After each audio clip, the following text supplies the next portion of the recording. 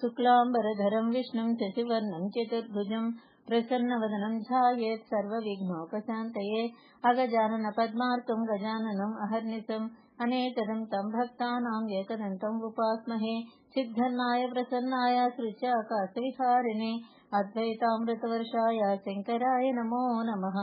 लक्ष्मीं क्षीरसमुद्रराजगणयां श्रीरङ्गधामेश्वरीं दासीभूतसमस्तदेववनितां लोकैकदीपाङ्कुरां श्रीमन्मन्दकटाक्षलब्धविभुवद्ब्रह्मेन्द्रगङ्गाधरां त्वां त्रैलोक्यकुटुम्बिनीं सरसिजां वन्दे मुकुन्दप्रियां सदाशिवसमारम्भां शङ्कराचार्यमध्यमाम् अस्मदाचार्यपर्यन्तां वन्दे गुरुपरम्परां। श्रीमात्रे नमः। श्रीगुरुभ्यो नमः। हरिः ओम्। सुवर्णधारास्तोत्रं यः शङ्कराचार्यनिर्मितं त्रिसञ्जयः पठेन्नित्यं स कुबेर नमो भवेत् समो भवेत्।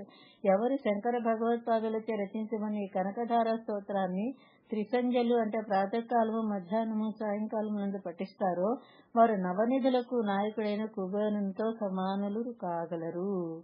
అంటే శ్రీ మహాలక్ష్మి కరుణాకటాక్షములు మనకి సంపూర్ణంగా లభిస్తాయి. ఇంకా ఆవిడ దయ కలిగితే ఇంకేముంది, కుబేరుడు కాదు కదా, ఇంకా ఇంకా కుబేరులు కూడా మనం అంత సమానం కాగలుగుతాం. ఆవిడ కరుణా కటాక్షం మనకి చాలా చాలా అవసరం. ఇది శ్రీమద్ పరమహంస పరివ్రాజకాచార్య శ్రీ శంకర భగవత్కృతి కనకధార స్తోత్రం సంపూర్ణం. ఇంతటితో కనకధార స్తోత్రం సంపూర్ణము.